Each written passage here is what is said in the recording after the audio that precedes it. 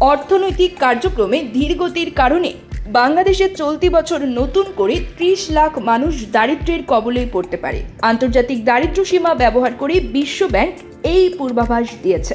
বুধবার প্রকাশিত Bangladesh development update প্রতিবেদনে বিশ্ব ব্যাংক দারিদ্র্য পরিস্থিতির অবনতির আশঙ্কা করেছে।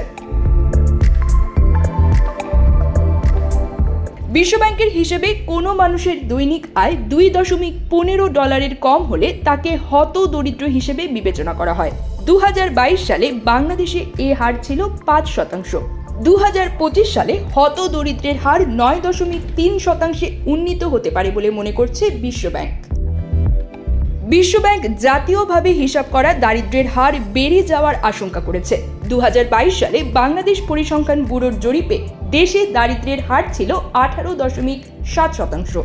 চলতি বছরে তা বেড়ে 22.9% হতে পারে। বিশ্বব্যাংক বলেছে, অর্থনৈতিক ধীর গতির কারণে ঝুঁকিতে থাকা জনগোষ্ঠীর ওপর বেশি প্রভাব পড়তে পারে। এছাড়া শ্রম বাজার পরিস্থিতি চলতি বছর দুর্বল থাকতে পারে। এর আগে বিশ্ব ব্যাংকের দ্বিবার্ষিক প্রতিবেদন সাউথ এশিয়া ডেভেলপমেন্ট আপডেট ট্যাক্সিং টাইমসের পূর্বাভাসে বলা হয়, চলতি অর্থবছরে দেশের মোট দেশজ উৎপাদনের প্রবৃদ্ধি 3.3% হতে পারে। এর আগে গত জানুয়ারি মাসে 4.1% প্রবৃদ্ধি হবে বলে জানিয়েছিল বিশ্বব্যাংক। নতুন পূর্বাভাসে সংস্থাটি জানিয়েছে, আগামী অর্থবছরের জিডিপি প্রবৃদ্ধি কিছুটা বেড়ে 4.9% হতে পারে। News desk, focus TV.